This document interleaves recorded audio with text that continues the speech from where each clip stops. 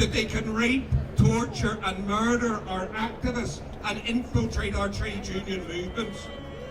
One where they tell us that we have no rights of protest if we are too loud, that we ought to know of the police restrictions. One that tells the traveller and Romani community that they're about to be criminalised.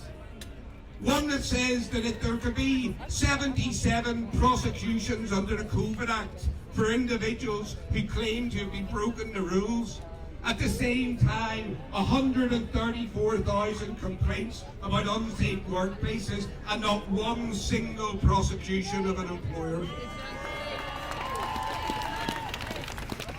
There are 150,000 and more dead in this country because of COVID.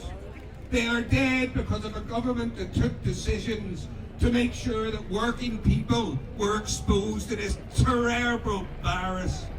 They were forced into work. The reality of a government that said to those old, vulnerable patients who had COVID in hospitals that they were to be discharged to care homes, and those care homes made into death camps. Shame on them. This is the government that exists in this country right now, and this is why this fight today is so important. We are fighting for our civil rights. We are fighting for working class people. We are standing by Clapham. We are standing with protesters in Bristol. We are standing with Black Lives Matter.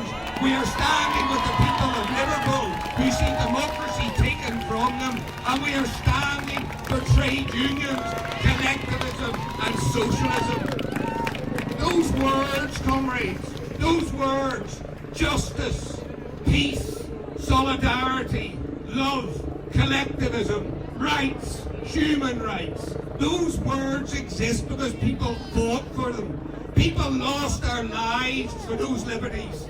They lost their lives for the democracies that we are here today to protect.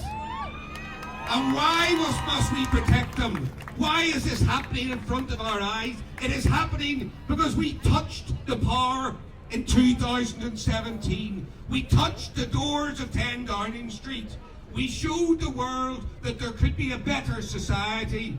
We showed the world that there could be a society where we own the banks, we own energy, we own the water. We showed them that there could be a society where no longer are there people on the streets who need to be stepped over. We showed them that there could be a society where collectivism means that workers share in the wealth of our nations.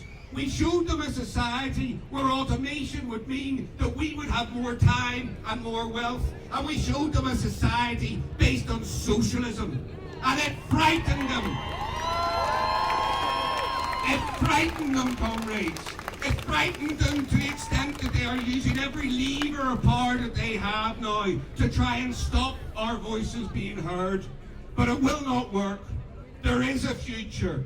There is a future when our tomorrows are better than our yesterdays. There is a future when we speak for our young and refuse to have them shackled in debt. There is a future when we demand government intervention for a clean society. There is a future built on socialism, and we will win it through our collectivism. We will win it by standing together. My message to you today, comrades, is very clear. Be in a union. Be part of collectivism.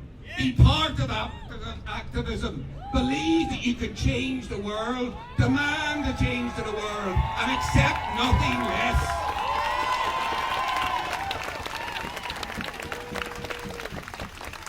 Comrades, we can do this together.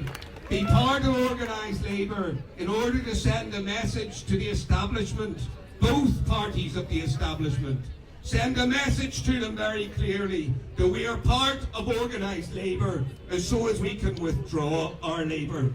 We will not work for you in a society that is corrupt. We will not work for you in a society that is geared to the elite. We will not work for you if our voices are to be silenced.